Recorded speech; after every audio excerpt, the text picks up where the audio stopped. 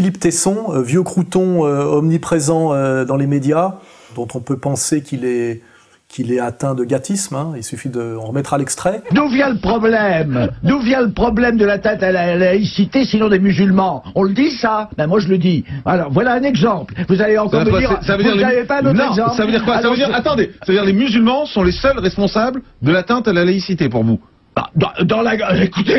Écoutez, je rêve ou quoi? C'est ça notre problème actuellement. C'est ça notre problème. C'est pas les musulmans qui amènent la merde en France aujourd'hui. On remettra la citation exacte, qui était vraiment une injure, une incitation à la haine raciale, au nom d'une appartenance, machin, enfin, faut regarder la loi, religieuse, machin, et mon cul, caractérisée. Vous avez dit les musulmans apportent de la merde en France. Alors le mot est violent. La forme est contestable. Mais tout à fait, mais la forme c'est la mienne. Je regrette. J'ai été formé, j'ai été élevé dans une culture de la parole, une culture de la liberté d'expression. Alors il y a eu procès, il y a je pense une association qui est pas, sans doute pas le CRIF, hein, parce que là ils en ont rien à foutre en général, ni la LICRA, même d'ailleurs le MRAP, qui a porté plainte, et Monsieur Tesson a été relaxé. Alors je vais vous lire le jugement parce que c'est une jurisprudence merveilleuse pour moi, hein. Donc il avait bien insulté l'islam et les musulmans sans aucun distinguo. Non, attendez, stop, attention, parce que ce que vous dites c'est super violent. Vous dites que c'est les musulmans qui amènent la merde en France. On peut pas dire ça. Ah bon? On ne peut pas. Et qui vous en empêche? On peut pas le dire? Prouvez-moi le contraire.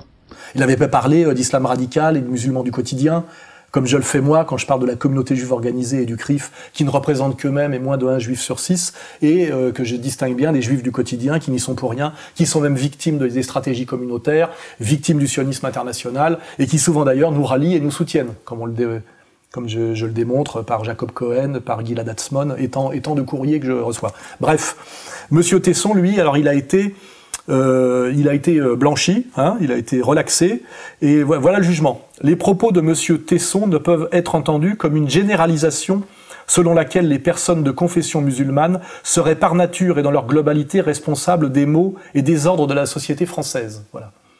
Donc j'espère que cette jurisprudence va me servir, ou alors c'est vraiment qu'il y a du 2 poids 2 mesures, et que la loi n'existe plus, parce que moi on dit systématiquement effectivement que quand je montre du doigt un Netanyahou ou un Finkielkraut, c'est-à-dire des juifs communautaires sionistes carabinés, on dit systématiquement que c'est général et que ça englobe toute la communauté. Alain Soral n'est pas simplement un terroriste d'esclavage, c'est un antisémite forcené. Alors que je fais le distinguo. Donc là, quand Tesson le fait pas, on dit qu'il est bien évident qu'effectivement qu'il n'a pas voulu englober tout le monde. Je rêve ou quoi? C'est ça notre problème actuellement. C'est ça notre problème. C'est pas les musulmans qui amènent la merde en France aujourd'hui. Il faut le dire, quoi. Donc si c'est bien évident pour la justice quand Tesson fait pas l'effort de le signifier, j'espère que ça va bien être évident pour la justice aussi quand moi je fais tous les efforts pour le signifier. Et je pose la question, qui est Monsieur Cukierman? Quelle est sa légitimité démocratique et politique?